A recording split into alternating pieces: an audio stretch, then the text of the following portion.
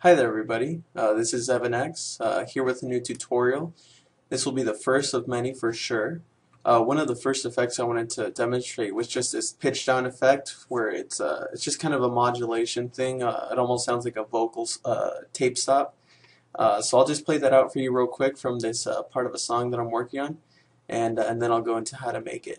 So let me just start from here.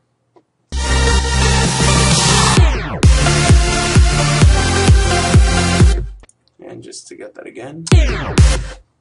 So it's just this sound right here where we hear this little stop for just 1/4 of a bar. So, and then and so I'm just going to show you real quick how to do it. It's actually a very easy process. One thing you have to keep in mind is that you do have to have the glitch plugin. I have the old one, the version 1.3. I'm guessing.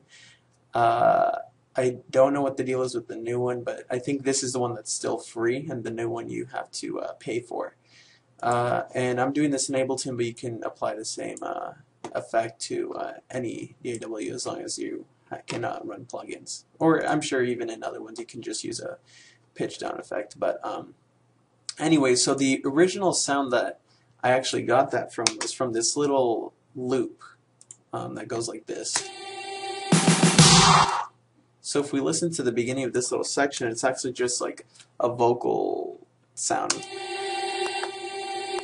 And so what I did is I took the first part of that, and I just kind of grabbed a little section that I liked, a nice size. It's just a 1/4 note, and let me just get that sound and put that in an audio track. And so I'm going to end up with this sound, which obviously it's not really doing much, but if we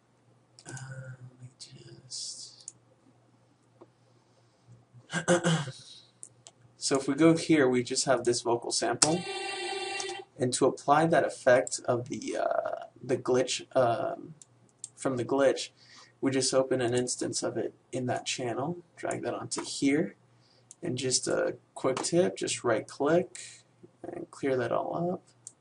And we're going to choose the tape stop, and we are going to put the setting for, oops, there we go, and we're going to make the length just as long as the loop is. So I mean, in my case it is a 1/4 note length, but if you have something longer, then just adjust that. And we're going to want to put the slow down to 10%. I found that to be a good, or 11, 10, 11, doesn't really matter. And then I think really that's the only part you really have to adjust on that. There were a few little things here and there that I messed around with, but nothing that won't really change anything. One other thing to keep in mind is I kind of bounced this out a few times, so I consolidated that. I grabbed this, I took that, and just and what I did, in case you didn't notice, is once it's consolidated, it kind of brought down the gain to -22.6 dB. And I'm just going to hit backspace or delete just to bring that up to 0, the default. And so now we're going to get a nice full sample where it's and as you can hear, you can already hear the effect. So just one thing to kind of make it a little bit nicer. Honestly, this is actually a little bit too loud, so why don't I bring that down, -5 dB. That looks good.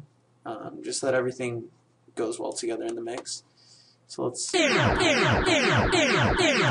okay, and in my case, I had it on the same channel as something else, so I just did a little automation, and I actually want to show you a quick tip on how to automate things in a cool way, just to make sure that you get everything lined up, because you know, obviously sometimes we try to draw points and it's not always accurate. You know, we try to do it like this, and that'll kind of work, but we want it accurate and we want it to work really easily. So what you do is, for example, I want to turn this device on just for this section right here. So what I'm going to do is I'm going to select the area that I want, and then if you see that we drag the mouse a little bit close to the line to the point where it turns blue, we just click down and drag all of that up, and it does a perfect line.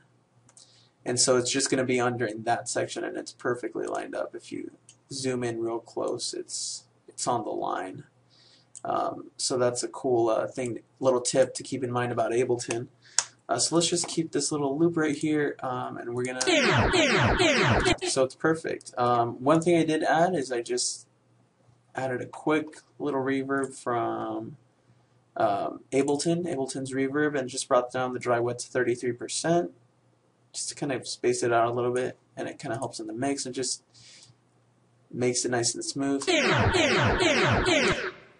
And so as you can see, we can actually turn all these off and just use this one. We'll take this.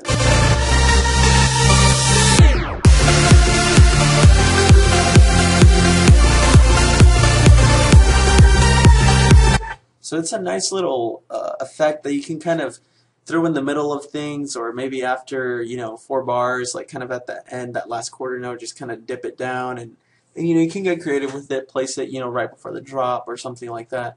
But this is a really cool effect, and I just found that the glitch plugin is just a really great tool to do this kind of thing. So I definitely recommend getting it, and it is free to download. Unfortunately, I believe it is the version 1.3. It's not the new version. I think they came out with the second one, and I think that one's around $60 or so. But this will do the job. Honestly, I don't use it a lot, just because it is a little bit weird to use, especially with these little grids, but I think I just need more practice with it. Anyways, I hope this has helped, and best of luck on your productions.